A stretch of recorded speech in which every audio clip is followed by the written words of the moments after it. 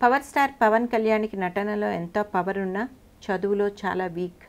చదువుకునే రోజుల్లో తన సహ విద్యార్థులు ప్రతి సంవత్సరం పరీక్షలో పాస్ అయి ముందుకు దూసుకుపోతూ ఉంటే తాను ఫెయిల్ అయిపోతూ వెనకబడిపోవడం మానసికంగా క్షోభను కలిగించేది. ఇంట్లో ఎవరు ఏమీ అనరు, అయినా పవన్లో ఒక గిల్టీ ఫీలింగ్ వేధించేది. ఒక దశలో ఆత్మహత్య చేసుకోవడానికి ప్రయత్నించినా ఇంట్లో వాళ్ళు పట్టేసుకోవడంతో ప్రాణాలు దక్కాయి.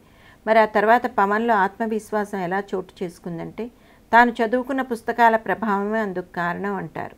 ఉదాహరణకు గాంధీజీ ఆత్మకథ సత్యశోధన పవన్ ఇంటర్ పరీక్షలు రాస్తున్నప్పుడు కాపీ కొట్టే అవకాశం వచ్చింది. గాంధీజీని సత్యశోధనను కాసేపు పక్కన పెడితే పరీక్ష పాస్ అయిపోవచ్చు, కానీ అంతరాత్మ ఒప్పుకోలేదు. గాంధీజీ నుంచి తాను నేర్చుకున్నదే పవన్ ఆచరణలో పెట్టారు.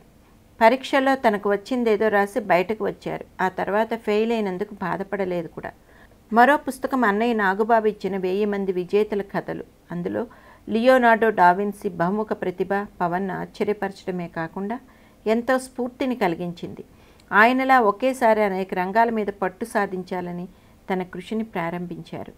పారాగ్లైడింగ్, కర్ణాటక సంగీతం, violin Sadhana, diploma in electronics, computer programming, చిత్రలేఖనం, ఇలా 2-3 ఏళ్ల పాటు అన్నీ స్టడీ చేయడం, అరాకొరగా నేర్చుకోవడం.